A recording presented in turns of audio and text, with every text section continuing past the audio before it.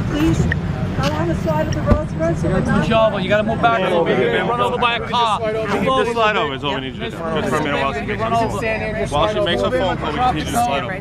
Slide over here. Please. Well, we're here to stand our ground.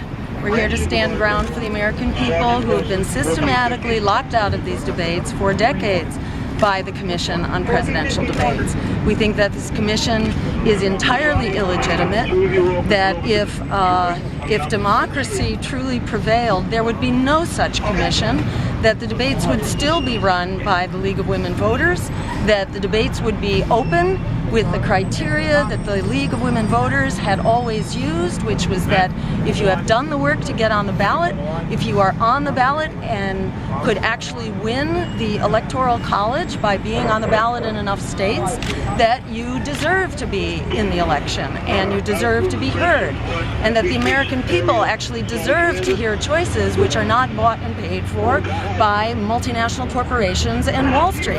This is why we are not hearing the critical issues in this debate. Where are young people in this debate, in this election? You'd think that the younger generation must be public enemy number one for all the bandwidth and all the attention that young people are receiving in this debate. How about those 36 million students and recent graduates who are effectively indentured servants because they are carrying around unforgiving, horrendous debt, specially customized for students so that there's no way you can get out of that debt. It will follow you around, it will garner your wages, bankruptcy will not protect you. This is special student debt brought to you by a corporate-sponsored Congress. Where is the attention to the plight of these young people carrying that debt, facing a 50% unemployment and underemployment rate, unable to pay back that debt?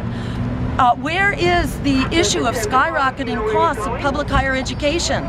Where's the solution? The solution, in fact, is that we could be providing free public higher education. We did that after the Second World War in the GI Bill. For every dollar that the taxpayer put into public higher education, $7 was returned to the economy. This is absolutely the right thing to do instead of bailing out the banks.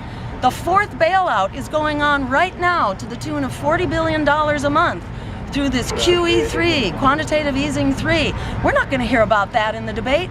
We're not going to hear about the fact that all the other bailouts so far, $4.5 trillion in money dispersed, $16 trillion in free loans given to the big banks, that in spite of that, the crisis goes on. The banks are still too big to fail, too big to jail. It's time for the American people to hear about the solutions that can really fix this problem and to hear about the candidates that they have a right to vote for.